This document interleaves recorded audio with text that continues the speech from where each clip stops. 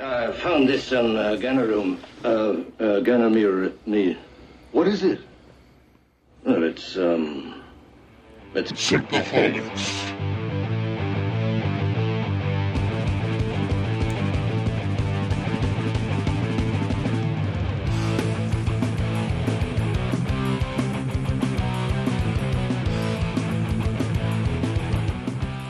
Welcome to Synthaholics, guys. This is your host, David Duncan, and with me is my better half, Aaron O'Brien. Honey. Sweetie. Oh, I love you, man. I love you, too. I heard you on the podcast call me yourself your I am your better half. Yeah, I was on Nerdynomicon, and we were talking about comic books, and I told Dave through podcast. I gave him a podcast message. I said, he's my better half, or I'm his better half. Yeah, you said you're my better half. I was like, oh, that's. I totally was not spilling the beans before we recorded, so I could make him laugh. Nice. Well, we got somebody else in the room. We got Trevor White from the Geekiverse, or as Siri says, Geekiverse, whenever I get there. Geekiverse? Yeah, whenever I use the Siri to go to the Geekiverse, it goes, "You've arrived at Geekiverse." Ooh. That's the same thing. Sounds like a Pokemon. Yeah. Gotta get Go, them all. Geekiverse. Gotta catch them all. Catch them all. How you doing, Trevor? Good. How are you guys doing? We are alive. and drinking. Yeah, what are we drinking? We were drinking a James Tea Kirk. You heard on our the Regeneration episode that we were drinking Borg Spheres. We're drinking now a James Tea Kirk. And it just so happens we'll be talking about an episode where James Tea Kirk has a pretty big role. A little bit. In Star Trek Noobz, we've got a captain. We've got the captain of the Discovery. Yeah, Jason Isaacs. Or Mr. Malfoy himself. He'll summon Death Eaters and Voldemort to his bidding on Star Trek. I can't wait. He's a sexy man. He's a wizard captain. Was he the guy that was in The Patriot? Yes, he was also the bad guy in The Patriot. Yeah, that's what I thought. He just plays really good bad guys. So Yeah, he really does. I wonder if the Discovery is going to be kind of a bad ship. He's going to be. He's going to be calling bad. it now. He's going to be a bad guy. I guarantee you. He's got to be a bad guy. If the main character is the first officer, number two. Number one. Or number one, yeah, I'm sorry. Number one. I order you to take a number two. Yes, Captain. Yes, Captain. I guarantee you he's going to be like nefarious of some sort, and Martin Green's going to have to like take him down. If the show goes past the season one, I maybe see a field promotion in her future. Maybe, you never know. Yeah, so that's cool. Unless he's working for Section 31 and just like keeps throwing everything off the entire time. Again, we know nothing about the show other than some of the sets we've seen so far. We're totally speculating. Complete speculation. We know shit. But like, just because he always plays bad guys and Section 31 is kind of the bad guys, like it would just be great if he was a Section 31 officer, or if he was just such a horrible like Captain Bligh from Mutant Over the Bounty. The HMS Bounty. Like if he's like a terrible captain, they have to mutiny against him. Oh man. Like, that could be a thing, too. Like, we've never seen that. I mean, we've seen mutinies before, but not like... Not on the main ship. In, like, its final, like, it's like, this guy's got to go. Field promotion. He's got to go. Jettison him there, like, oh, well, I guess you're in command now. Right. And then she becomes the captain. Right. Because I thought they were always saying that the captain was going to be female, then all of a sudden, it's not. Yeah, we don't know. I would, like, kind of take that as, like, a hint, almost. Maybe. Because they've done that a lot with... I'm a very big fan of Star Wars, as you guys know. Mm-hmm. And Palpatine is the Emperor. Apparently not, like, a big enough fan of Star Wars. But I mean, I think they've done that kind of stuff where they kind of hint towards something on accident. Mm-hmm. And I think that might be part of it, maybe. Right. Yeah, it could be, but I was really, really wanting Gillian Anderson to be captain. Well, Sigourney Weaver, too. Sigourney Weaver would have been a great captain, but I think Gillian Anderson is a little bit younger looking. Yeah. So I think it'd pull off a little better. Sigourney Weaver would have to be an admiral. Yeah. She's up there. She need to be an admiral if she's in Star Trek. Admiral Weaver. Admiral Weaver. Get away from her, you bitch! That's Admiral Ripley to you. Holy crap, that would be so awesome. I would love to see that. There's xenomorphs in Star Trek? If there was xenomorphs in Star Trek, oh, that would be God. There's something worse than xenomorphs in Star Trek. The species 8472.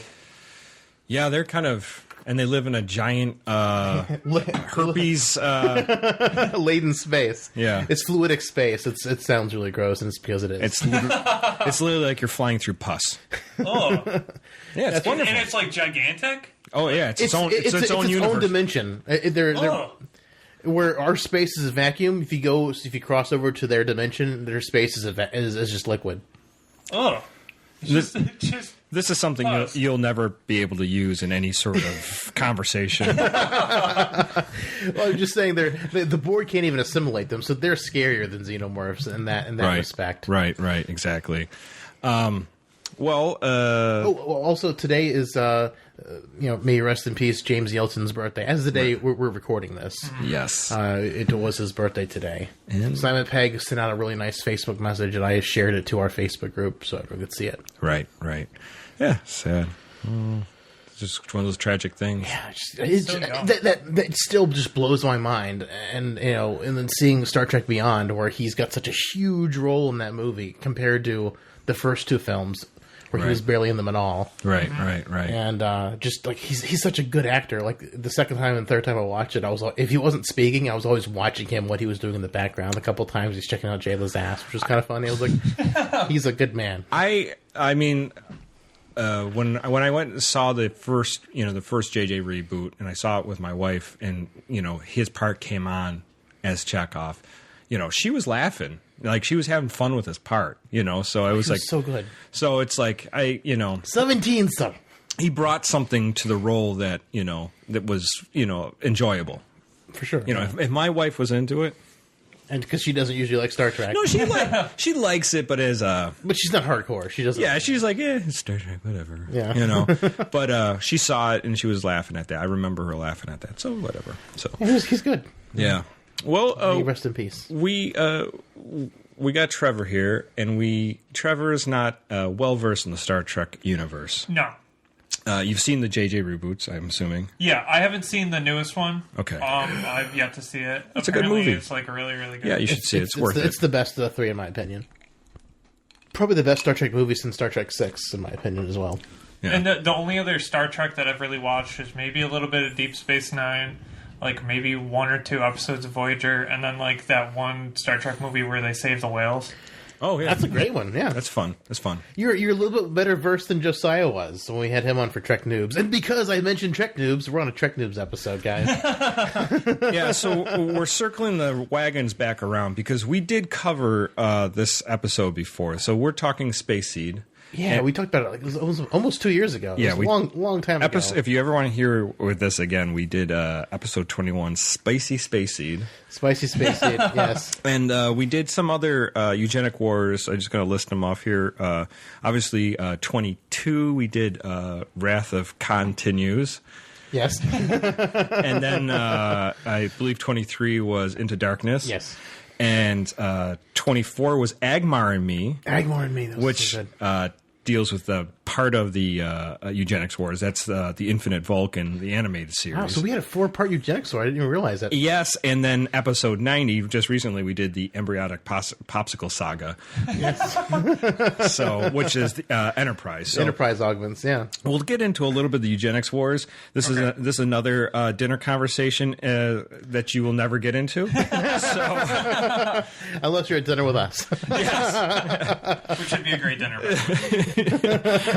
Well, so Space Seed, yeah, we've got the emergence of Khan for the first time. This is season 1 of original series, episode 24. First aired February 16th, 1967.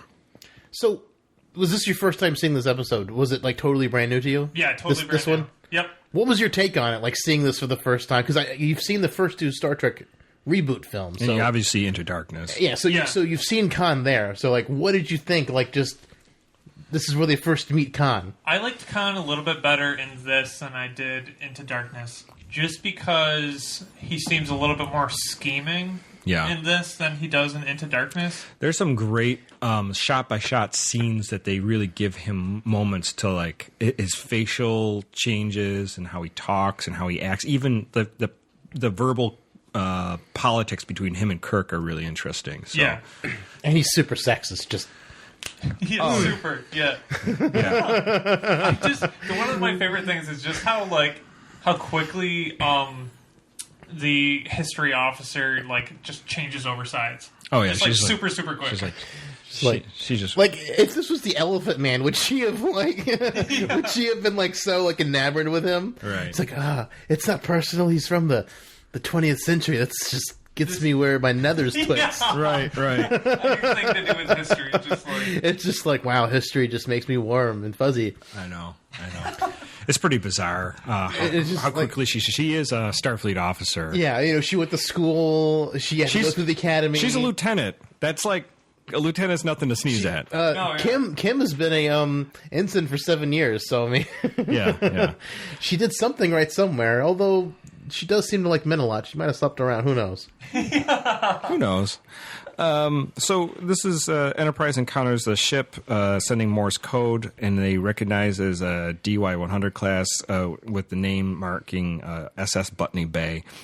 The ship is from the 1990s, so I guess they got that history wrong. The 1990s were great in Star Trek. They're all full Eugenics of wars. Yeah, grunge. They're all Kurt Cobain's in there. They got a little screaming trees, and That'd be amazing. they got some Cobain was some Alice in Chains, Lane Staley's yeah, they've come to snuff the rooster. Yeah, so they got all these great grunge bands playing in the music. Yeah, it's great. Would have been fantastic to see. Oh man, wouldn't it? I would love to see a grunge version of that. We still don't have nuclear powered spaceships. Yeah, I know. What the fuck? At least NASA did get some funding recently to go to Mars. Yeah, Mars. Finally, in Europa. Yeah. Oh man, I'm only so problem excited. is Elon Musk is probably going to beat them there because their timetable's like 2035 or something like that for the Mars mission. I'm like, last year Elon Musk was talking about getting there by 2020. I mean, come on, NASA. Right. He's just going to start his own space army. Yeah. He's going to start the eugenics wars. They were only off Elon for Musk. 20 years. Elon Musk is going to the new Khan. Dude, hell yeah. That's interesting. But Elon Musk is supposed to be the guy from the Sanctuary District episodes. Oh yeah, he is sort He was of. supposed to be that guy, or maybe Steve. Oh, he was Zuckerberg. Yeah, Mark Zuckerberg. actually, no. Zuckerberg can be that guy. Elon Musk could be the eugenics wars guy. Yeah, there you go. Yeah, there we go. Our real life parallels to Star Trek. So he's not in the room. So the Botany Bay, the Enterprise kind of settles up to it. They get it. They beam aboard, and then one of the capsules comes to life. This is Khan. It starts malfunctioning a little bit, and here they have to revive him quickly. I love how Kirk just smashed that glass. Oh, that's what I was gonna say. It's so hilarious. He's just like, how do we fix it? How do we get him out here? Let's just smash the glass. There's no eject button. There's no paper clip thing where you can stick it in and make it force eject. He's just like a CD-ROM drive. It's just no, we're just gonna smash it with a phaser. It's like 2 tears in a bucket. I'm gonna break it in. I wonder if Ricardo Montalban got pissed at him for shooting glass at his feet. You bastard! My beautiful feet. I got a paper cut on them. Ricardo Montalban is a beautiful man. He is a good specimen of beefcake, strong. And the thing is, he's not even nearly as strong now as he is in the Wrath of Khan. He's pretty strong. He looks he looks built. He was a bodybuilder too. I know, but he looks more bodybuilt in Wrath of Khan than he does here, though. Well, they definitely push up his boobs. So that was supposedly all him. He was more. No, I know, because people thought it was prosthetics. If you see him Wrath of Khan, I don't know if you've seen the pictures. Super jacked, and he's older. That's what 20 years. 20 years later. 20 years later, he's older, and he's he's big. He's super jacked. If you thought he looked good and muscular now, you need to watch Wrath of Khan. The #1 Star Trek film. A lot of people say it's the #1. It's my #1. It's my #2. My #1 is probably Star Trek 6. Star Trek 6 is really good too. It's really good. I mean, they're neck and neck. I mean, they're both directed by Nicholas Meyer, so they've got the same thing going for them. Nicholas Meyer, both had their hand in writing them. Nimoy had his hand in Star Trek 6 too. So I mean, so much good going on in both those movies. Really. Yeah. Somebody said that the odd number movies are the ones that you stay away from. Yes. Yeah. Except for Star Trek 3. Yes, you can see Star Trek. It's not a great movie, but you can see it. And you can't skip it because it's It's like the Empire Strikes Back of the Star Trek trilogy, because 2, 3, and 4 are like a tight trilogy. If you watch them back to back, they dovetail together. So like if after you see Star Trek 2, Wrath of Khan, Star Trek 3, Search for Spock. It takes place like a day or two later. Yeah, it's like almost no time has passed. And then Star Trek 4, the one with the whales, is then after what happens after the outcome of that. And then Star Trek 5, don't ever watch. And then Star Trek 6 is pretty damn good. It's pretty much the last good send off, for that crew. In my opinion, yeah. If you're gonna see Star Trek, skip 1 and 5. 1 has its merits in some ways, but not for a guy like Trevor just looking to get into it. Yeah. Like if you watch those movies we recommended and you just need to see more of them, then you go back and watch 1, then you go back and watch 5. Just if you love those characters, because Bob Yetto from our last employment, I actually worked with him at an employment before that. And that's how I pitched Star Trek to him. I pitched him 2, 3, 4, 6, and he's like, "I love these guys. I want more." And I'm like, "Okay, but this is why I didn't give you. I didn't give you these 2 first, because these aren't great. Because it's horrible." But he liked them for what they were. He was able to be like, yeah, they weren't great, but I mean, I liked those characters so much they were worth seeing. Star Trek, the first one is hard to take because it's kind of, it feels like. Did you ever see 2001: Space Odyssey? Yeah. It's kind of in that pacing, and it's kind of, and you're just like, slow. Oh God, it's very slow. Just get to the point. It's basically a 1978 special effects film, and it's nice. It's well done. And the cool thing about it at the time was, the show had been off for over 10 years. People were hungry for it, and when it came about, people were like, "Oh, this is great!" So everyone's psyched to see the whole crew back together. Yeah. But the story and the pacing was not all there. I mean, half the movie is just special effects tracking shots over miniatures. Like literally half the movie. That's why it's an effects. That's why I say it's an effects film, because it's all like half the movie is just looking at the effects. Like look what we did. We've got a Star Trek budget now. Yeah. It's better than the TV show. We're going to show you all these cool, intricate models. We're going to show the Enterprise, itty-bitty, tiny little Enterprise, flying through this giant, crazy, intricate models. Huh. And that's like half the movie, just flying through models. Well, anyways, let's get back to Space Seed. So the Botany Bay, they have 72 are still alive in the ship, but they're not reviving them because they don't know if they can revive them. They want to get to a better place, so they're going to go to Starbase 12, and that's where they're going to, because they still weren't even sure if Khan was going to survive the process. Right.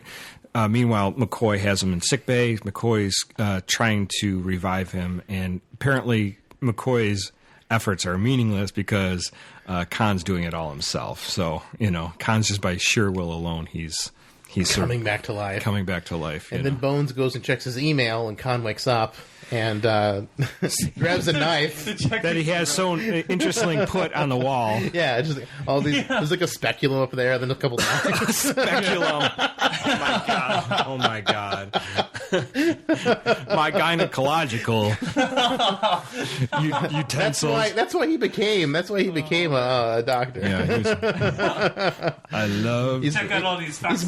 He's mostly a gynecologist. Paul. Well, and the interesting thing, so just before that, Kirk and Spock are having a talk because they can't find any records of the Botany Bay on there because they said there's a lot of fragment records because of the all the fighting happening at the time. And the fact that they would have a ship that was out there so far away at that time seemed not conceivable because there wasn't a big need for that. And for them to send that out, and it was. They said it was only an interplanetary or intersolar system ship. They're like, this doesn't even make sense how it could have gotten past, into another star system. And then Kirk speculates that the Botany Bay was a penal colony in Australia, and there must be a reason why they named that. And Spock kind of spanks Kirk for that. It's like that doesn't make logical sense. Although, last time we talked about the regeneration episode. You were saying how it was kind of out of place for just Archer to randomly remember a speech given by Zephyr Cochrane. I think Kirk randomly knowing Botany Bay, a penal colony in Australia is even a farther reach. it's fucking Kirk, Because it wasn't. Kirk knows everything. It wasn't from his time period. He can make gunpowder out of pure elements. You see the one where he fights Arena when he fights the Gorn. He's running around the desert and he assembles all the elements of gunpowder to make a cannon to shoot the Gorn with diamonds. Yeah, he shoots diamonds at the Gorn. Yeah. Yes. Oh my god. No, but to me, except from Cockrum was alive, Well, you could have just done a Google search on the Enterprise and go, "What is Botany Bay?" It's like, oh, it's a penal colony. I wonder why I would name it a penal colony. Why would you name a ship after a penal colony? So Maybe. I think Kirk's intuition is serving him well there, and Spock is just being a jerk. Although Spock says something really good about how it's always dangerous to go in without having enough facts. Right. Well, that's true too. That's a good point. So Khan revives, is going to kill McCoy when he comes to check on. Are you going to choke me or slit my throat? Yeah. I love What a badass. This is probably the best episode for Bones ever. He's like looking at the guy in the face of death. Yeah. He's like, if you're going to kill me, under the left ear is a carotid artery. and then the Khan just kind of gives up, and he's like, well, what was that about? Bones is like, I just didn't want an argument. I already got to put up with Spock. I got Spock and Kirk, What a bunch of assholes! I got to get out of here. So I just gotta die. Just kill me now. Kill me now, please. I'm out. They're beaming me aboard your ship. I don't want my molecules scattered through space. He already complained about that. So he calls Kirk down. Khan and Kirk have an exchange. I love how Khan, I think I talked about this. I become fatigued. But he goes, I'm a diva. I like how Khan, at the end of the conversation, he goes, you've been very cooperative. Almost like a police officer talking to someone giving a ticket or something like that. Like he's already, you've been very cooperative gives him the assertion that he's in the dominant role. Mm-hmm. So he's already put Kirk kind of down a little bit. Although I love the first thing, is where am I? It's we're on our way to Starbase 12. Does that give you any frame of reference? And he's like, he's just trying not to rip his throat out. You just see in his eyes that he's upset. And I do like the little the look when he's like, fatigue. I become fatigued, and in Bones sort of just are you a woman, Khan? What is this? It's the superhuman thing. I've become fatigued. He's playing to his doctor's yeah. Although after 200 manner. years, I'd be pretty tired too. Yeah. Well, he's been sleeping the whole time. Yeah, it's a long nap. I don't think you'd be tired. Anyways, so he basically obviously Khan comes to the lieutenant, the historian historian she has taken an interest in him. We didn't really mention that she was aboard the Botany Bay when they beamed aboard, and she's a ship's historian. Magnificent. Yeah, and she was just she was so distracted by the way he looked, she was ignoring things Kirk was saying, and Kirk reprimands her later. Right. Yeah, and I so he reprimands her, saying that, hey, when we were on the Botany Bay, I wouldn't rate your performance very well, and he says, because you have a personal interest, and he's like, I have a personal interest. It's like a man right out of history books. I'm very interested in him, and but you're not going to deny you have a physical attraction to him. And she's like, well, hell yeah. But I like how Kirk goes. He says, that's fine as long as we're open about it. That I know that could be an issue. Whatever. And then. And she leaves, and then McCoy says, it's too bad you're a ship captain. You make a fair psychologist. Why are you wasting your life on command? You could have been a psychologist. You could have been a fair psychologist. And I like how Kirk just turns and goes, fair. Like, I'd be kick ass. I'd be the best. I'm just Sigmund Freud can eat my dust. You know, I just love that little like look that he gave me. It was like it wasn't even needed for the script. They just did that to establish Kirk's character. Like fair. He's so sarcastic. Yeah, like fair. That'd be awesome. And then Kirk leaves. McGivers comes back and checks on Khan, and Khan's like, "Why you wear your hair so uncomfortably? Oh yeah. Why don't they take it down for you? He had that. I will The old sexy hair. He's like, I will touch you uncomfortably. Yeah. For someone who's just met. Yeah, I know. I was kind of surprised that he wasn't. But it's so unattractive. He only takes down like 2 strands of hair. Like it doesn't make a difference at all. Oh yeah, that's way better. That's way better. Well, that stuff was really bound up there, so you know she had to like. It would have taken a long time. Yeah. To undo it. They didn't have that long. It's like, come on, time is money, people. Yeah, so obviously there's an attraction between MacGyver's and Khan, but Khan, of course, is just a power-hungry person. So he's just using her to get control of the ship. I think he has a little. I mean, I think he's attracted to her. I guess. I mean, yeah, of course he is. But why is your hair so ugly? That's all. What a pickup line. And then she falls for it, too. She totally goes for Oh, it. your hair looks so ugly right now. She falls for it to treason. Well, didn't we make this in Spicy Space Seed? It's like, isn't it funny how like some guy will put some girl down and then she'll be like so attracted to him after that? He's like the Fonz.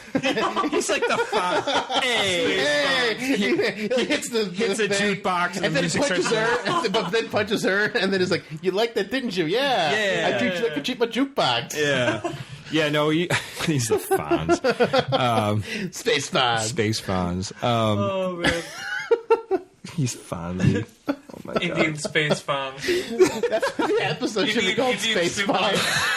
Space Fonz. So she has an attraction to him, of course. And they make a nice dinner for Khan to be the guest of honor. And they... I love only half the crew has like dress uniforms. Yeah, the other half doesn't. her is still in her standard, uniform. She doesn't have a dress one. Yeah, I thought maybe because she was wearing red that Khan was going to kill her eventuly. Just because I know that's kind of like the stereotype is everybody that wears red. You know, nobody really dies for this in this episode. Not that I can think of. I don't think just the people in the pods that those are pods that we never met them. I mean, red shirts do often die, but this was not one. I don't think anyone. I'm pretty sure people just get knocked out and punched and dragged away. Yeah, I don't think anyone died. Or get gassed. The neurogas. I like how that's like the security feature. That's a contingency. They just pulled it out of the Bat Cave on the set next door. It's like, hey, you got the bat gas? And we need to borrow that for Star Trek. So they have a little state dinner, and Spock is like going line by line item of like, why is this, and he, Khan is becoming slowly infuriated with these questioning. Kirk just sits there and watches. And Kirk, and like, I love how Khan just like, oh, you're just using your first officer to see how I react, so you can like, counter me in this game of war. And and Kirk's like, why do you always refer to things in military terms? And Khan's like, everything's military, even a polite meal, but I prefer the things more honest. Yeah, exactly. And don't worry, they get to the honest open conflict later. Honest trailers. And he gets to, because they were trying to pin him down if he was actually. So here's the thing: the eugenics wars. You have a whole group of these superhuman selective bred humans to be stronger, smarter, better than the average human. And as the saying goes, superior ability breeds superior ambition. Yes. And I don't know if that's true or not, but that's what they say. And that's been repeated more than once through Star Trek. Yeah. That saying. So they don't know if he is one of them, but they have their obviously suspicions, and they're trying to get him to admit to that he was one of these people, these dictators. At one point, these superhumans try to take over the world. I grow fatigued. So, but he did say, we were offering, mankind, a way to unify. Peace. We wanted to unify. And Kirk goes, we, and he catches him, sort of like, I know who you are, like, and Khan goes, excellent, very well done, So he caught him in his little thing. So that was interesting. And obviously then he says, I grow fatigue. He leaves, and McGivers immediately follows him to his quarters. Like a little puppy dog. And then, we have this wonderful abusive scene. A woman abuse scene where he, just treats her terribly. Smacks her, crushes her hand. Makes her get on her knees, and this is where we bring in Spicy Space scene. Right. It's just like... Oh, boy. It's like 50 Shades of Grey. Yeah. Yes. It's, 50 Shades of Cotton. Well, we said it tastes like curry, right? Yeah. When she's on her knees, so as soon as the scene goes away, he pulls that. She goes to town. That's what we called the Spicy Space scene. Yeah, that was that joke. So almost 2 years old, revived from the grave. Khan obviously, definitely, you realize he's just a gigantic asshole. And you must now beg to stay. I must be. Yeah, it's actually a very powerful scene. It's just you're cringing. You're like, oh god, this guy's a total jerk. And then she's like, I'll do anything you want. And Spicy Space now. Anything. And he said, anything. And he's just, I'm going to take the ship. And he's like, anything. Don't ask me that. And of course, that's what he wants. So it's just like Khan gets what he wants. Whatever Khan wants, he gets.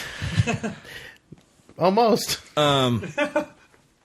They do recognize him. They're having a staff meeting. They recognize that Khan is Khan Noonien Singh, who was a ruler, one of the dictators that took over like a quarter of the world or something to that nature. Yeah, he was a man in charge. And there's this great scene where Scotty says, I have an affection for this guy. He was really cool and stuff like that. And, Spock's like freaking out. He's like, this guy is a total jerkwad. He's a tyrant. He does all these terrible things. And he's like, Kirk makes the comment, it's like, we can admire him and still not agree with what he's done. Totally illogical. And even Kirk says, totally is like, yes, I agree. It's not logical. Absolutely. So they confine him to quarters, and Kirk has a kind of a last little thing. He goes to visit him. And he's in a red shirt for some reason in this. Yeah, why did he get... It was so weird. Yeah, they threw him in a red shirt for no reason. It was bizarre. Like, he had his own clothes. I liked him in that yellow thing with the open shirt. That was kind of cool looking on him. Oh, the thing that they only show the women in when they go back to the ship? Yeah, that just yellow. No, not the see-through? See-through thing, but that at the state dinner. Yeah. That open chest. Yeah. So it's very royal. I am sexy. He did. He looked really royal. I like that look. And they stick him in a red shirt, which is about the least royal thing you can probably put on somebody. I know. They should have given one of the crewmen work uniforms. They'll see those guys. Those jump shoots, the giant orange jump shoots. This is how you know I work here. Yeah. So after Kirk has an exchange, basically Khan says, I'm going to take I'm going to do very well in your universe. Man hasn't changed much. I'm still more powerful, smarter. You've got all these gadgets, but that doesn't mean anything. So he does feng shui, and then he opens he after manually opens the door. They have the door locked, but Khan breaks through. He totally hits the guy, backhands the guard. That guy goes flying. He flew like 5 feet. I wonder if they had like a trampoline under him or something to shoot him off, just to make that scene fun. Work. That was great. I do like that. That's like one of my favorite parts about like older. Would there be like older movies or older shows? Just like how crappy the effects are. Effects. It's just like he just goes. But they're so funny. Yeah. Oh my gosh. Well, that's a 10. Yeah. So or even like the ships, I was really impressed with the ships. Just not really seeing a lot of like older Star Trek episodes. I thought they looked really good. Well, they redid the CGI for all that, or the effects. Oh, did they? Back in CG.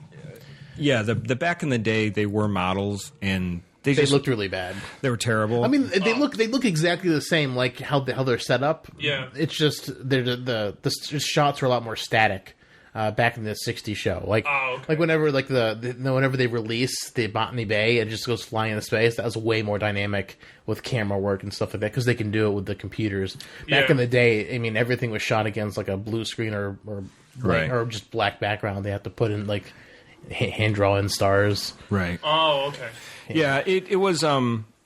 It wasn't terrible at the time, but now looking back, if you saw it, you'd be like, Really bad. Yeah, it's bad. Yeah, it's I mean, but the special effects are the parts where it's probably the hardest to watch for someone younger, new getting into it, and the fact that they went back and CG'd all the external shots makes them so much easier to watch for getting new people into it. I think. Yeah, I agree.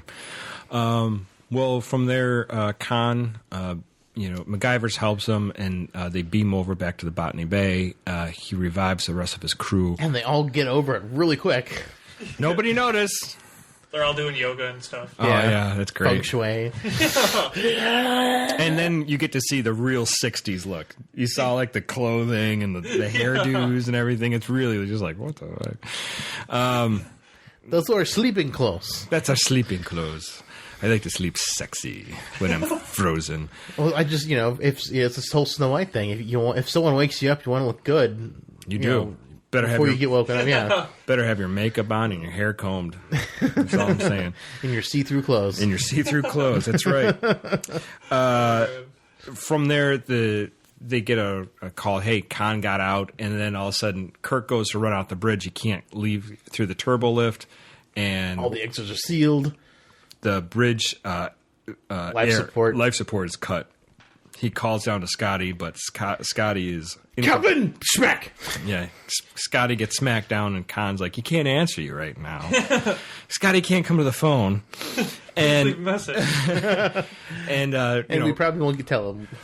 Relinquish your ship, and you will turn on the air again. He's like, "No, I don't think so." And unfortunately, Kirk and crew up in the bridge gets choked out. Up in the bridge, so yeah, he gives a commendation to only like 3 crewmen. It's like 2 crewmen, Spock and Uhura. I think that was it. Everyone else, like, screw them. If they passed out first, they don't get any like. Well, what you don't see is they panic like little bitches. Like, where's my mommy? It's like, get a hold of yourself, man. They're put into like a meeting room, and Khan, Kirk is not there, but the rest of the crew, and he's trying to get them to join him, take over the ship, and they won't do it. And then he puts on screen that Kirk is in a decompression chamber, which is in sickbay for some reason. Yeah, why do you need a decompression chamber in sickbay? Is that just to blow shit up? It's like, let's make a complete vacuum and find out what happens to my macaroni and cheese, like that.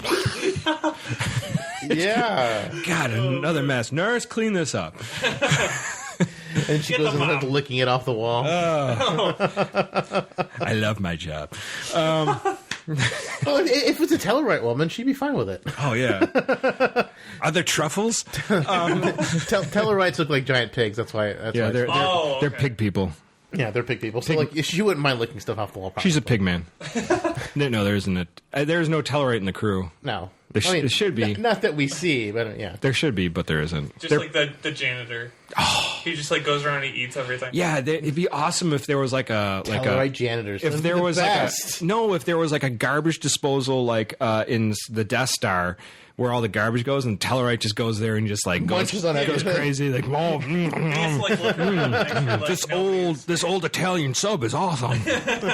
Instead of like the squid monster, or whatever that eats the trash, it's a Tellarite. That'd be great. Oh, what a wonderful idea.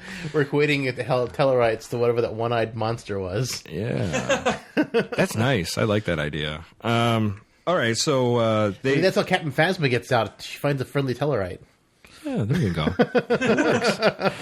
On Star Killer Base. Tellarites aren't very friendly, though. No. They're kind of assholes. They're like Gamorrean guards, kind of. Yeah. They're just they're a little smarter, but they're just smarter, but they're just dicks. Yeah, they're kind of they're just assholes. They're part of the Federation. They're not bad guys. They're just dicks. Do they speak English?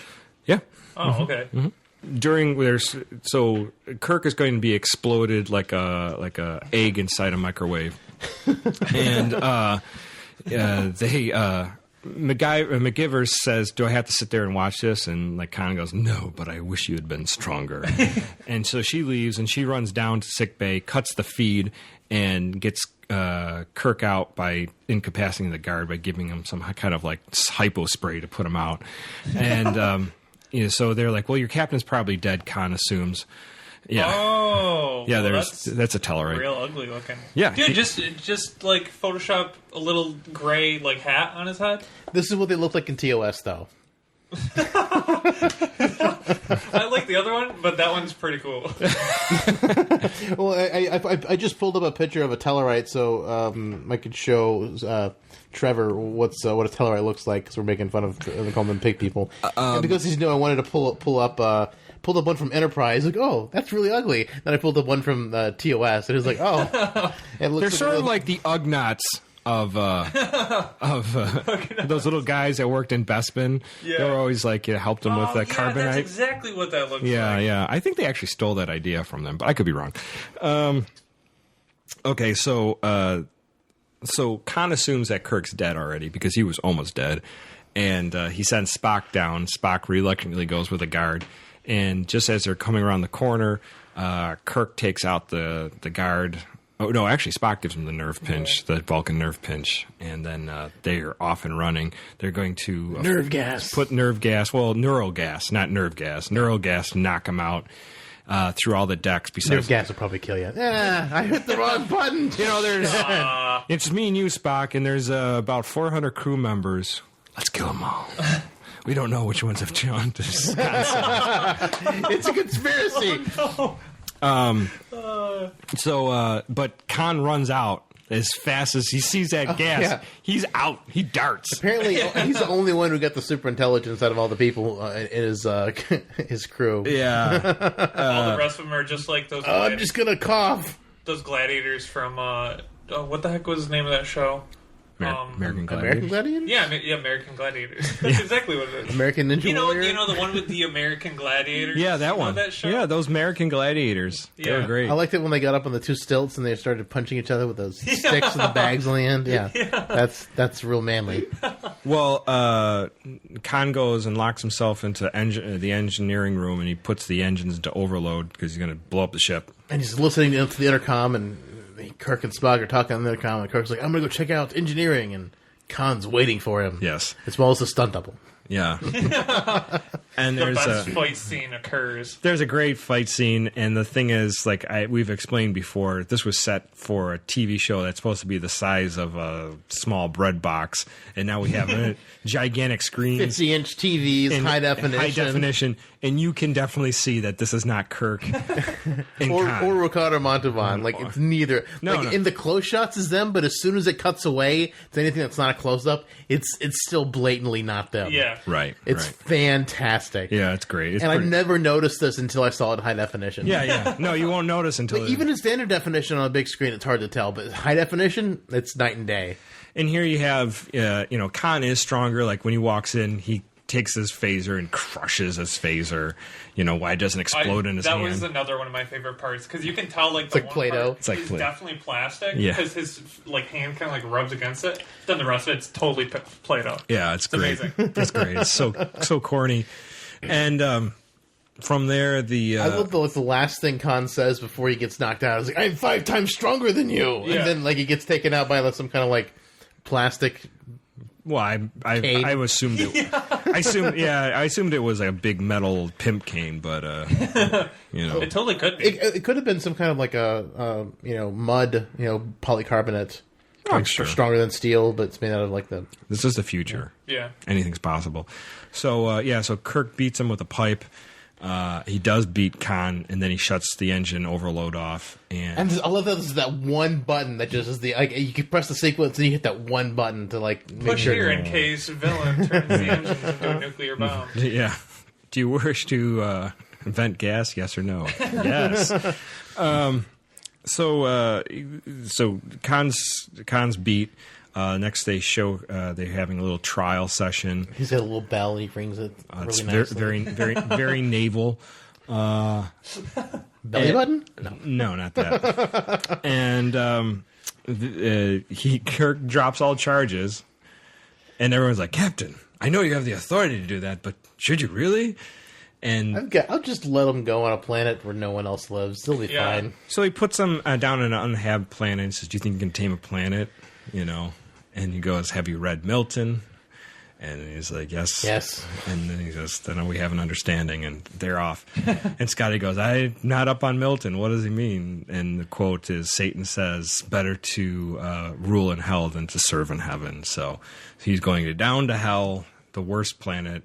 Not the worst planet, but it becomes the worst planet. Yeah, later on. You'll find that out later. But, and there you go. They maroon the crew of the Botany Bay onto Seti Alpha 5. And McGivers goes along with them. Yeah. Her betrayal is finally complete. Yeah. I like how it was either, okay, so you can either live with this hot guy and like a bunch of other hot guys and hot girls. And just orgy it up all the time. Yeah, or no you food. can, go to prison. Just like, who would ever choose prison? Who would choose? You could go to prison and get a demotion. Yeah. He's like, I'm kind of wild about his balls, so. They're pretty spicy. That curry. So, Trevor, you're a guest. You've seen the show. Obviously, this is original series. What was your takeaway after seeing this episode? I really, really enjoyed it. I think, just kind of, starting to watch, especially because it's, right in the first season, so there's nothing, super crazy that happens. There's not that much. I mean, it's all kind of the same level. It's all episodic, so, there's nothing... You're not going to get... You can watch any episode. There'll be weirder things, don't get me wrong, but this is a well-done episode. We picked a nice episode for you to watch. Yeah, and, just because of that, I'm very interested in, watching. I'm definitely going to watch more. What you were mentioning off before we started the show that, you were kind of amazed that, Shatner looked as good as he did at the time. You were like, wow, you got your man crush. Stone Cold Fox. Man crush on the 60s Shatner. Yeah, it's funny, I think everybody assumes Shatner's just a older, crazy old man, overweight, crazy guy, and he was, this really good looking guy way back in the day, but it's like that was whatever over 50 years ago, Yeah. So yeah. He's like, what, 80 something now? Yeah, he's up there. Yeah. And he's coming to Buffalo for the Nickel City Con. Oh, I'm so excited! I cannot wait. There's so many different people. We have to get our photo up together with him. That'll help us save money too. That's going to be expensive. We're going to be a couple. Yeah, we'll go as a couple. Yeah, like you said, you're my better half. Can we sit on your lap, Mr. Shatner? No. Can we get your girdle size? It was just like, yeah, you can sit on we should my really lap. nerd it up and just dress in full uniform too. Oh man, I don't know. That'd be awesome. That would be really. He would really hate cool. us. Oh, of course he would. We do want him to try to talk to us. He won't. He's just too cool for us. I mean, that's all it comes down to. So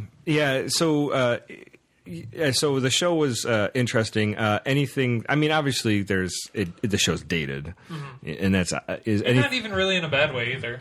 Yeah, I guess so. I mean, there's worse shows that are I've seen other shows obviously early Batman is very dated, very dated. but it was all it was hilarious. But it's hilarious. But it was dated. I mean, it was filmed around the same time. All this time, there was the same type of guest stars go back and forth. In season 3, For Whom Gods Destroy is an episode where Batgirl plays an Orion who's insane and tries to sleep with Kirk and Slit at the same time. Yep. And the guy who plays the Riddler is in... Oh, yeah. God, I just talked about that episode a couple episodes back. I can't remember. Oh, Let This Be Your Last Battlefield. Yeah. Anyways, Dave, I mean, obviously this is a classic. Anything you want to add to seeing this? I mean, we've obviously covered this before, but... I love this episode. It's good to revisit it, and it's good that we have Trevor here to revisit it with, because, I mean, if we didn't have someone else new to talk about it with, I don't think we'd be revisiting it. But since we met the Geekiverse guys and how some of the younger guys who at the Geekiverse are newer to Star Trek, we thought it'd be a great idea to do Trek Noobz and throw them some really old episodes that are really great to kind of just get their take on it. There's something that's hopefully brand new to them. Right, right. This is obviously, I love Wrath of Khan. That is my movie. If I was to recommend anything, I would definitely recommend Wrath of Khan. But you'd have to see Space Heat as sort of a primer to get like an idea of it. You know, I mean, it still stands alone. But, you don't need to see it, but this just makes it all so much more real, especially for Khan's hatred of Kirk. Yeah. I mean, I guess you can get that he hates him, but I mean, like, you could really... This gives you, like, a way better idea, Yeah. Like, the hatred goes back to the first time he even seen Kirk. I mean, like, just as soon as he saw him, he hated him. It was just like... That good-looking Canadian. Son of a bitch. I forgot he's Canadian. He is Canadian, I forgot about that. I love hearing about Kirk's Shatner's. Priceline negotiator. I love Shatner's early days when he's like, you know, he talks about before he did Star Trek and stuff like that. Like all the stuff that, you know, like he in Toronto and all the stuff he did. Yeah, he did a lot of theater, stage shows, Shakespeare. He was Christopher Plummer's understudy for Hamlet. Was he really? Yeah, and Christopher Plummer is in Star Trek 6 with him. So it's kind of cool that they got a reunion like years and years and years later. But I remember watching like I think part of the commentary or some kind of behind the scenes stuff where Christopher Plummer was talking about how Kirk was his understudy and how like he got sick, so Kirk got to do his part, and then he hated it because like everyone loved how William Shatner did it differently than Christopher Plummer did, right. And so Christopher Plummer just hated hearing how Shatner did it better. I recently watched, and I think you can watch it because I watched it on YouTube. I think it was Shatner's first big role in a movie. It was opposite of Yul Brynner. Now, Yul Brynner was a famous actor back in the day, and he was in the original Westworld. He was the robot that like his face comes off, and he's like a robot and stuff like that. But Yul Brynner, he was in The King and I and stuff like that. So, but he played opposite of Yul Brynner in the Brothers Karamazov, which is Dostoevsky's novel, and I read that book when I was much younger, and I tried to be a lot brainier. It's a very hard book. It's a Russian novel. It's very hard to get through. It's like there's deep theological issues that they kind of try to talk, but Shatner's in it, and it's very interesting to see a very, very young Shatner, you know. This is like his first big movie, you know. So yeah, for sure. Back in the day, so it was interesting to see that. And he doesn't have the Shatner hair; it's all combed down forward. Oh, that's weird. That's really weird. That would be so weird to look. It's weird. But he's very young, very young. Oh. And then the Man on the Wing, the Twilight Zone episode. He's in that, you know. So that's is he really? Yeah. Wow. You can. I think you Netflix it. You know, it's great. It's great to see. It's just fun. See these guys when they're outside. I mean, well, and the other thing I was going to mention, the guy who plays Khan, Ricardo Montalban, he's a Mexican actor. In fact, he's not actually Indian. Oh, he's not Indian? No. Oh, he looked very Indian. He does, but, you know, he's obviously just dark-skinned. A lot of people complained when they had a white guy play Khan in the Darkness, and I'm like, well, Ricardo Montalban's not Indian either. He's even further away. He's like Mexican. He's not. At least England, owned India for a while. And there was I guess I was reading the background is that there was in the script they were originally going to have him to be like I think he was going to be Nordic, and they decided to go against that. They decided they were going to make him Indian. The other thing was that Ricardo Montalban. Oh yeah, there he is. Wow, he's super young. Yeah, We're looking at a picture of Shatner from Twilight Zone. Yeah. Nightmare at 20,000 feet. Oh, that's a great Twilight Zone episode. Huh. And then the lady who played Marla McGivers, she actually played opposite of Montalban in an earlier episode of Bonanza. Oh, what a creepy face. That's funny. So so they played that same role. The two they were together in an earlier episode of Bonanza back in the day. Oh, that's awesome. So they knew each other from before, and what was it? There was another thing. I think Nimoy in Bonanza 2 at some point. Yep, and they also played in an early episode of Roddenberry's TV show before Star Trek called The Lieutenant. Yeah. So they were on that too. So that's, I mean, they're kind of like bringing these people back to do these shows. They all worked together before. So but it's so cool. Crazy how like Shatner like got along with nobody. Like how all the stuff. It's just Shatner it's just so sad because I mean Shatner was just so full of himself. That's really all it comes down to. Yeah. It's just, but I mean, even like when we read that letter about how like even Walter Koenig and George Takei weren't even friendly. Like it's just such a shame that these people were so full of themselves and they just didn't get along with each other. It's so sad to hear, especially when you listen to the people from Star Trek Continues. When you hear any of them talk about doing the shoots together, they love each other. Yeah, it breaks. They hang out with each other all the time. It breaks my heart too because I grew up with the original series, and you just think they. I mean, they're a bunch of pals. You never want to hear like they don't like each other. Yeah. Well, it's like. I grew up listening to the, my parents were into the Beatles and I got into the Beatles and, they're all about, all you need is love and stuff like that. And you're like, oh, they're great. And then I heard like an interview with John Lennon from, like the Rolling Stone back in the 70s before he was shot, of course. And the man was so bitter and angry. I never heard anybody like, he was like, he was not happy with like a lot of stuff the Beatles did and stuff like, it was just such a, hard to hear, It shakes your world. Yeah, just like you think these people were like best friends, they hung out all the time, and then John Lennon writes "Imagine," and you're just like, such a beautiful song, and you're like, oh, it's peace and love, and he's going to reshape the world with his music, and then you hear him talking, like, boy, he's just kind of a giant angry hemorrhoid of an asshole, He's like, I hate everything, So I don't know. It's hard when you hear that they're not buddies and stuff like that, and they're not that they're not friends anymore, or they were never friends. I think they patch the relationships here and there, and then they kind of just fall apart again and again. Yeah. So whatever. So it is what it is. Mm-hmm. I still love the episodes. They're fun for me. So Trevor, is this good enough to keep you wanting to watch more? Oh yeah, definitely.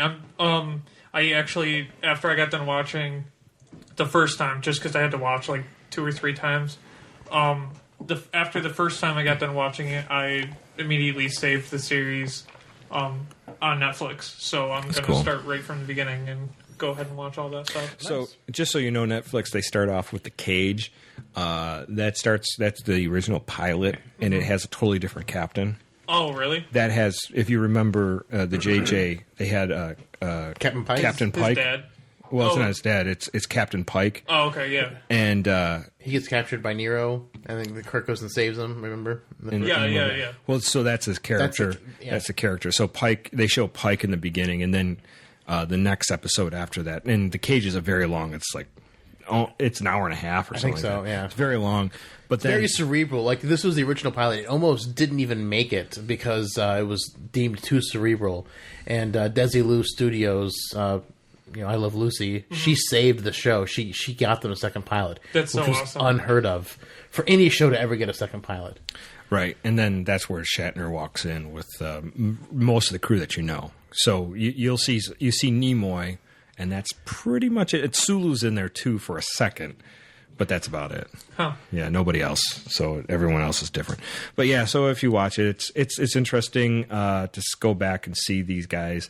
The first season's pretty good. Second season's pretty good, and third season kind of starts falling off. Yeah. Hit and miss. Roddenberry is almost not involved at all with the third season. So and their funding gets cut, and they don't have as much. The sets get like worse and worse, and it's weird because it's only a 3-season.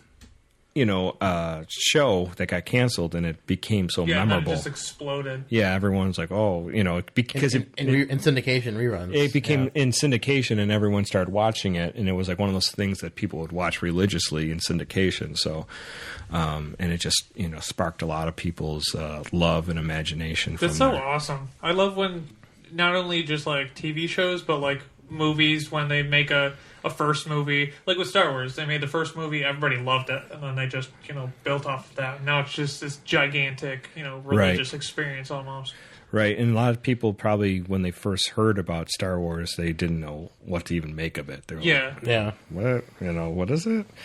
Because it wasn't it definitely wasn't a typical sci-fi at the time. So what's super interesting, I shared a picture on our Facebook group a couple days ago. It was a picture of George Lucas and Gene Roddenberry. Right. And the caption said that they were friends, and like when he finally got to meet Gene Roddenberry, he's like, I took breaks writing Star Wars every afternoon when Star Trek came on to watch Star Trek. Yeah, that's cool. really awesome that they respected each other. And like nowadays the fans are like, no, Star Trek, no, Star Wars. I'm like, no, it's both. Come on, guys, just it's all nerddom. It's not one or the other. We all just it's apples and oranges. We all just have to hate Twilight. Yes, we will unite to hate Twilight. Yeah, Twilight. I don't know. No sparkling things for us. I have a hard time with sparkling. I don't know. There's Anything. Men. Anything with sparkles just really makes me angry. Because then they get all over What about everything. strippers? No, I can't. They make you angry too? No. Yeah, anything. Like, if I get sparkles on anything, it's game over. So there was a skit somebody got not What skit. about children making sparkle paint? No. Throw them out. Throw the kids out. Kill them. Kill those children. So two opposite ends, strippers and children. There was a comedian that made a joke about like glitter. Yeah. That's what I meant. Yeah, glitter. Yeah, if you Glitter. had if you ever want to get your like friend in trouble, like just like when you're with them, just like throw glitter at them because you can't get glitter off you. Yeah, So when it's he all comes, over everything. so when he comes home, your girlfriend's gonna be like, "Why do you have glitter all over you?" And then your mind's gonna start worrying, like, "Where were you? Like, did what you were you go?" doing?" Yeah, you got to throw glitter on them, and then you got to like spray some kind of Like, yeah, cheap perfume. perfume. Yeah, so they smell it and like, ooh. Or perfume with glitter in it. Oh, there you go. That's dangerous. That's That's some like Satan shit. yeah. That's like Oh my gosh. I'm sleeping That's a 2-for-1. I'm sleeping in my car tonight. Thanks, Dave. Damn. Not only am I mixing drinks, I'm mixing. I'm breaking homes up. I do what I can. I love chaos. I do, because Get Smart was one of my favorite shows growing up, and Chaos was the bad guy. Oh, Did you ever wow. watch Get Get Smart? smart. Yeah, with the shoe phone. Yeah, oh man. And then they tried to reboot the show in the 90s, and it failed utterly. They had the girl, she had a bra phone. That's great. I didn't see the 90s, but... Andy The Dick Steve was in it, Carell which is remake probably was why it awesome. died. Oh, I love Andy Dick. He's such a freaking coked up gay man. It's great. Yeah. He's awesome. It was only like 6 The episodes. best coked up gay man. I know. I mean, if you're gonna have a coked up gay He's man. in a Star Trek Voyager episode. Is he really? Yes. I Oh, yeah, started that's watching right. Voyager. Or the Doctor beams himself to the the Alpha Quadrant onto the ship, and everyone's been disabled except for the new holographic Doctor. The new holographic Doctor is played by Andy Dick. So like the Doctor and the two holographic Doctors have to like work together and they hate each other. It's pretty good. Oh, Andy Dick.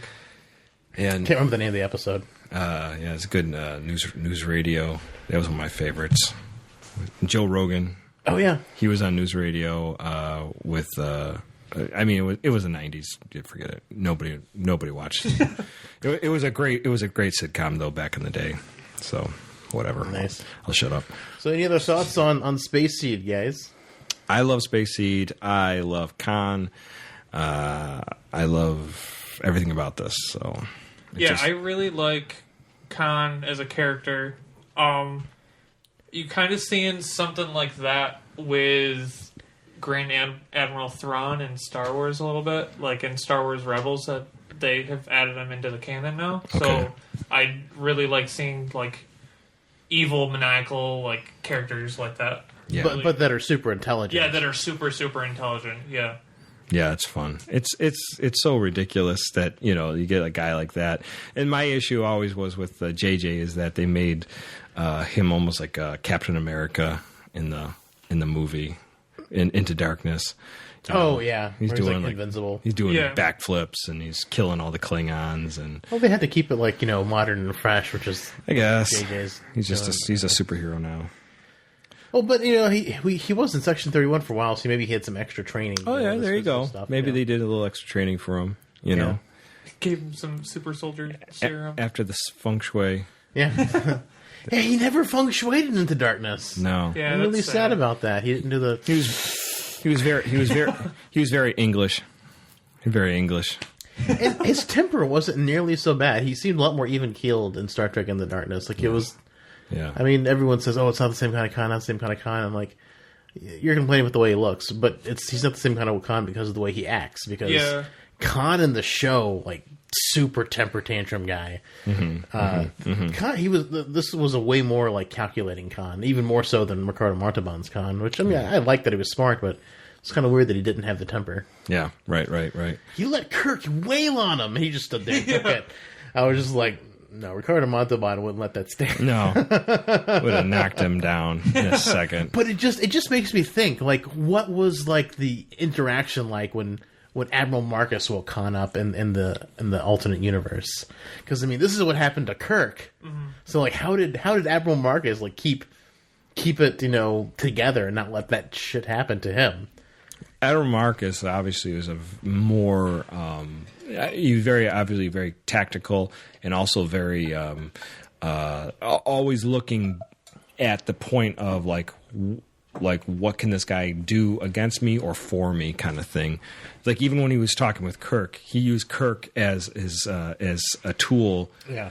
To bring Khan back to him. To bring his Khan back and to play out his plans, Yeah, I think him and Khan were very similar. Yeah, in their mental attitudes. Mm-hmm. Yeah. They probably got along pretty well. Or did not because they were too similar. Oh, yeah.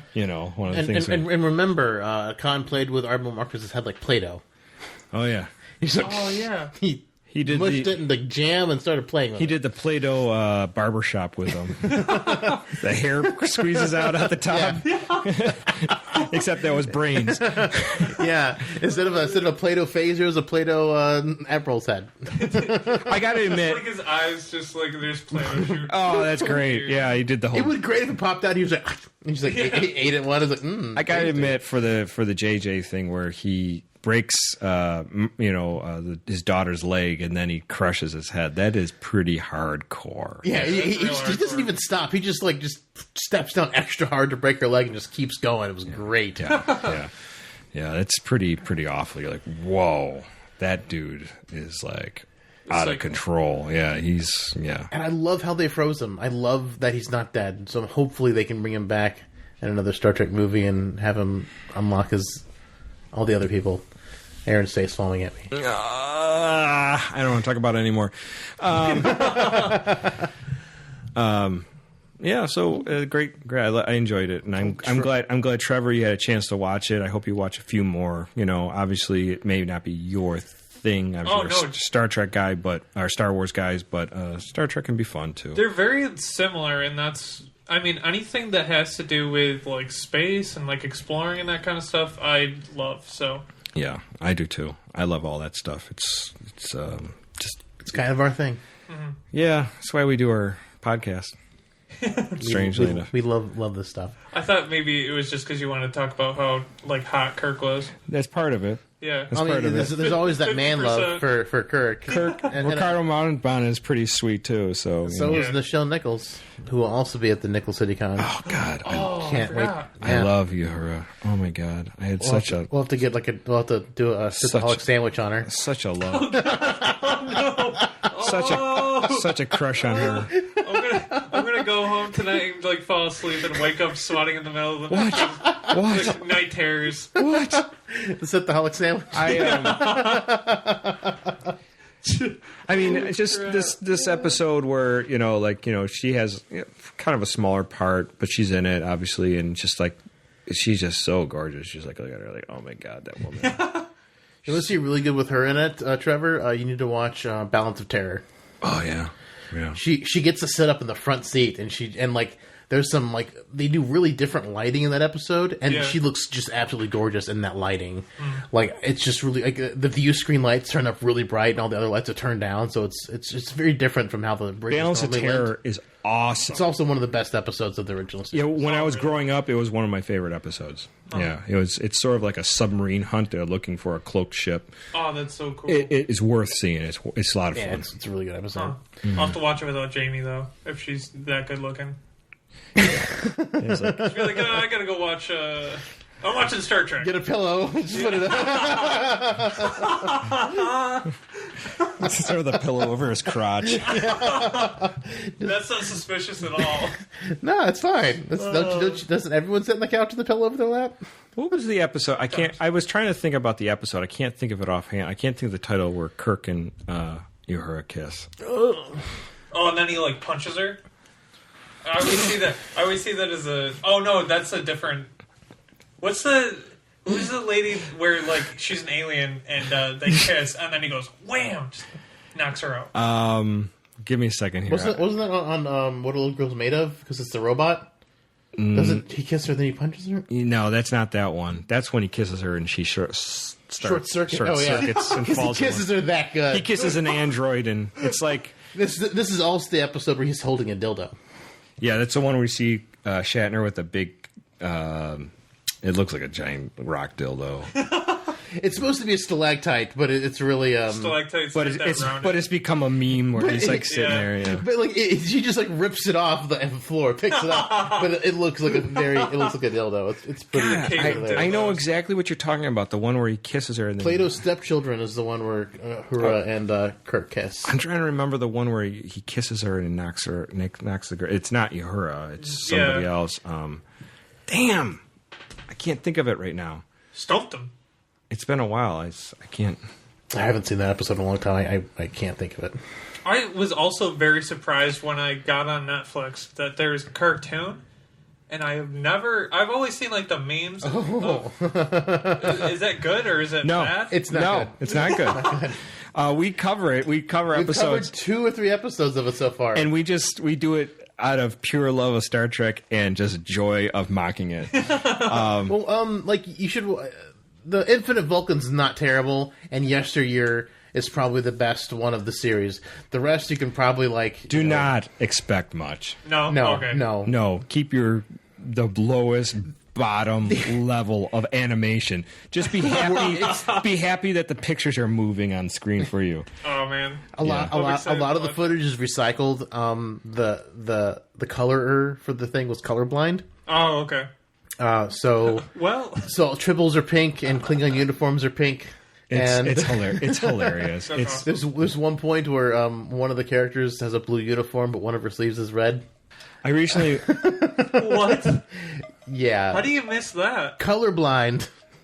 I recently watched one. I can't remember the episode right now. I just was watching. I was going through the animated series just for shits and giggles, and I watched. It was the one with the Orions, and it's great because like they all get sick on the ship, and like Spock is really sick, and they need a certain medicine to save him, and he keeps passing out. So like Kirk calls down to the sick bay, like Bones, blah blah blah. You know, Spock's sick, and when he does that, the next scene they show like.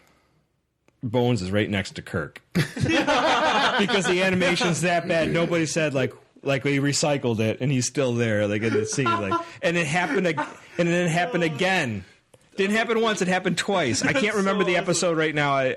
But it was just like he just pops up next to him. He was right there, and he wasn't there before, and now he's there. And it wasn't like there was no time elapsed. He was just standing there. Like it'd been great if McCoy was like. I'm right here. I'm not here the whole time. So yeah. Oh god, it's great. Yeah, animated series. You could skip that, and it's painful to watch. You could skip that, and you wouldn't miss anything in your life. You'd be all right. Just a waste of time. Yeah. Well, Yesteryear, a lot of lines from Yesteryear were ripped directly for the 2009 reboot. Like if you watch Yesteryear, you'll hear things you've heard before. Yeah, yeah. But it's. I mean, there's a couple good episodes, but not a lot. No, you'd be all right to miss it. Yeah, you'll live. Watch. I mean, if you've watched every other thing Star Trek, and you just need more, then go to the animated series. But don't make the animated series a priority. Is it better to watch or to like read fan fiction? It's better to do anything else in the time. Take a walk in the park, kiss your girlfriend, get a foot massage, get super drunk. Maybe then it won't be as bad to watch. I don't know. I've never watched the animated series Plastered before. Watch Andy Dick gay porn. Yeah, that'll work. Anything's better than animated series. So, although listening to us talk about the animated series is better than watching it because I do a couple episodes. I gotta say, it's fun talking about it. I love when we do an animated series. Just because you just get episode. to rip it. We just have so much fun with it. We talk about it. We get into like different depths that I'm sure they never even thought about. But it's just great. We just have so much fun with it. So yeah. It's obviously we love Star Trek. So yeah, oh yeah, for sure. So where can we find you on the internet, Trevor? On Twitter at Trevor_White_. On Instagram, I can't remember what my thing is. My username, I think it's at Trevor_White, maybe. Okay. Maybe. And then like Facebook, I mean, call me, whatever. Call me. My number is... Type in call me whatever to find Trevor. Now, you're on the Geekiverse. You do podcasts, you do video. Yep. Speaking of video, you should check out the Geek Charades that just went up. Oh, yeah, dude, that was so fun. Funny. My team beat your team, but ultimately... Josiah's team beat everyone's. Yeah. Oh, yeah. Josiah seemed like nuts with that. Well, he picked Star Wars. So, I mean, you can't go wrong when you have somebody that knows like a ton about Star Wars, and then you pick the Star Wars thing. So, I mean, he was doing fragments of words, like not even full words, and he was getting the answers. It was unbelievable. Him and Pav have like this telepathic connection to each other, which is just insane. Where Pav can just start. Just saying one letter, and Joe knows exactly, like, right away. Anything else like that you've done recently that you just want to bring to anybody's attention that you've done in the Geekiverse in the last little bit? We just started doing Geek Maddness, which is like our March Madness bracket for like superheroes and video game characters and fictional like Harry Potter and. I did my bracket. Yeah, it's super. Borg super Queen awesome. versus Kirk. Is it your top ones? No, mine was Superman versus Thanos. Oh, that's where it turned out to be. Huh? Mine was Kirk versus Borg Queen. Super fan. Yeah. Mine ended up being it was Mark Hamill versus Mark Hamill. It was Joker versus Luke Skywalker. Interesting. Yeah. Wow, that's a weird one. Which, looking back, I don't know if Luke is going to win the entire thing. Maybe if they like drop a trailer for like episode 8 soon, that would be cool. Then everybody's just gonna be like, "Oh yeah, vote for Luke." But interesting. Until now, I think my bracket's I'm probably not gonna win anything on that bracket. And that's to the end of March, right? Yep, that's till the end of March. And what happens at the end? If you have a correct bracket where like everything is correct, we're actually sponsored by Oogie Games, which is super, super nice. So they've got a bunch of different prizes for that kind of stuff. So you win a prize. So if you go on to their March Madness, and we'll put the link in the show notes, that you can fill out your brackets. It's fun. You just go through, there's, like you said, there's movies, TV shows, video games, and you just kind of just like mark, who do you think would win between these two people, and then it whittles down to the last, final 4, final 2, and then you put those up. And like you said, whoever gets that, they win those contests. So that's awesome. Last year it came down to Darth Vader and Yoda. So, yeah, I mean, we'll have to see who it is this year. Because now we added like video game characters, and we have like, I don't know, like Ripley from Alien. There's a whole bunch of different new characters this year. So that's sweet. I liked it. It was fun. I enjoyed doing it. It was fun. Took me 10 minutes. Yeah, it doesn't take too long at all. And like voting for it's super fun too, because you get to see week to week who wins and who loses. Yeah, cool. Definitely. Oh, and music is funded by Warp 11. You can find them at warp11.com or Warp11 on Twitter. You can find us at Synthaholic Duo on Twitter. Myself at David_J_Duncan. I'm at Blackbird 2004. You can tweet me night, evening, whatever. I am there. Always by the tweet machine. I'm a tweet machine. I'll tweet you back when I can. Slide into those DMs. Yeah, we love getting them. Love getting them tweets. You can email us at cinthaholics@yahoo.com. Send us an email because we love to read your emails on here. We have a ball. We like talking to our fans, hearing what they think, what they feel, if they agree with us, disagree with us. Have any ideas for a show? If you want to talk about a certain topic, an episode, we'd love to hear from you. Do you guys encourage, like, rated R emails? Absolutely. Yes. Okay. We'll read those on the air. We'll read not those. necessarily rated R, because that means, like, violence and that kind of stuff, but... You could describe violent things. I don't care. It's fine. It's fine. And when Ultra Woman emailed us, we made some suggestions, and she never emailed us back.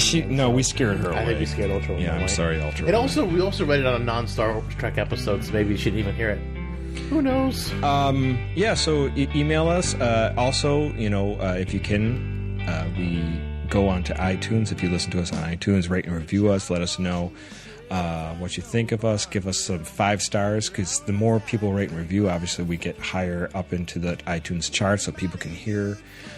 Also, if you have a buck, a couple dollars you want to throw on our Patreon, it helps our show go a little further, helps pave our way so we can bring the show and makes it a little easier on us.